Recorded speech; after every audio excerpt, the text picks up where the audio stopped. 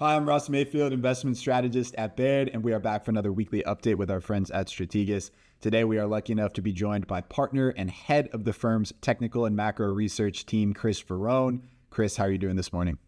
I'm doing great, Ross. Happy September.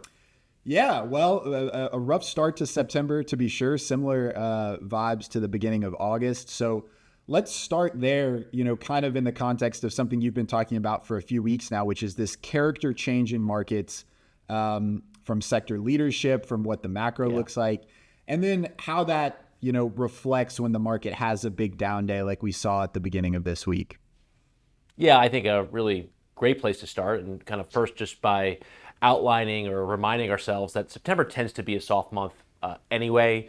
We know what the historical seasonal tendency there. It actually tends to be more pronounced during election years. So I want to be mindful of that kind of as we navigate the next 4, 5, 6 weeks, but also not forget that we've entered this period in a relatively strong trend. As recently as the end of the month, 80+% of stocks in the S&P were above the 200-day moving average. You tend not to get major top formations from that. So I think that's an important overlay here. But as you know, and I would agree, what I would argue is more significant and isn't 2 or 3 days old, but has been playing out for 2 or 3 months, is how the leadership fabric of this market is evolving. And it's evolving away or moving away from the top of the tape. It's moving away from tech, and it's moved to, I'm not sure, an outright defensive leadership posture, but certainly a more defensive leadership posture. And what we saw yesterday was really or has really been on display for the last month or two, where go back to that early August correction that you bring up.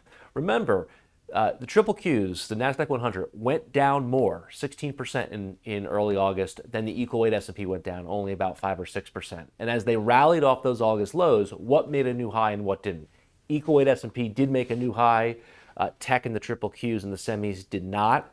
So you've seen this subtle leadership change really playing out over the last 4, 5, 6 weeks, certainly on display on the downside yesterday, where you had triple Qs, where you had semis, where you had tech all lead lower.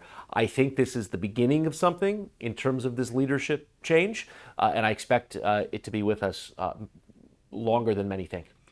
Which is obviously, very important, especially for those who, watch and track the headline indexes because of the historic concentration in some of those sectors and sub-industries that we've been talking about for the better part of 2 years now. All of this is occurring with a macro backdrop of lower interest rates, people watching the Fed closely. The Fed has signaled that they're going to cut, but rates have been kind of heading lower for months now. You have been bullish bonds, i.e. rates lower. Do you expect that to continue? And then, something we've talked about with you before, at what point does it become less of a positive for risk assets and more of a concern? What do you watch on that front? Yeah, I think it's a great question, Ross. And if you look at where the leadership has migrated to, not just the last few weeks, but really the last 3, 4, 5 months, the sectors that are benefiting here, or the sectors that are really exhibiting the leadership, tend to be your lower rate sectors. Utilities have been strengthening all year. We've seen the relative strength from the REITs and the real estate stocks. Healthcare recently starting to perk up here. I think that's certainly interesting, kind of from the defensive side of the market. Financials continue to work as well. And I think that's an important part of this market that's still intact. And I think it reflects both steeper curve and lower bond yields. But you raise a very good point. At what level 10-year yields do you actually start to worry about the economy? I thought we've done a good job in kind of getting this move in yield from maybe 450, 460 to where we stand today, 375, 380. But it's hard to justify much below that 375, 380 zone. And the problem that we have with the charts is, once you're under 375, there's really nothing in your way to about 3.25. So what would be the news flow that would get you from 375 to say 3.25 10-year yields? I actually don't want to find out. I don't want to find out, because if we're sitting here 2 months from now or 4 months from now or 6 months from now talking about 325 tens, my suspicion is it's probably a weaker economy that gets you there. So we don't really want to travel that path or travel that road. This 375, 380 level is very, very important that I think yields defend it. Yeah, the water is just right where we're at. So let's try and keep it there. Let's close with this question. I think something you all have noted, maybe a little bit under discussed, is along with rates heading lower, the dollar has weakened and looks vulnerable What are the macro implications of a weakening dollar cycle? It's been so strong for so long, and I don't know that maybe that's right there with investor muscle memory of a weaker dollar cycle. Well, I think there's a couple things to keep in mind here because you're right. It's been a while. I don't think the muscle memory for many is there about how to behave or what to do in a weaker dollar environment.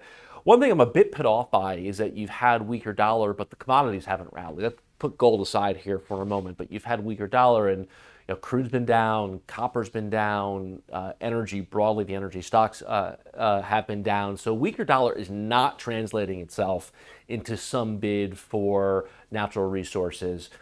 Where that's different is with gold. We've been bullish gold. We remain bullish gold. Weaker dollar, I think, has certainly manifested itself, along with lower bond yields with higher gold prices. I suspect that can continue. But when you look at, I think, what the bigger call about weaker dollar, I think it's one kind of more relative leadership problem for tech. I mean, so much of tech's leadership has been a flow story. Money coming east to west or south to north and making its way here, which benefits the biggest companies, which many of which are found in tech. And the extent to which weaker dollar reflects some change in the flow dynamic, I do think that is at least a relative leadership burden for what tech does going forward. Chris, thank you as always for the time. Very insightful, and we'll look forward to talking to you again soon. Great to be here. Thanks again, Russ.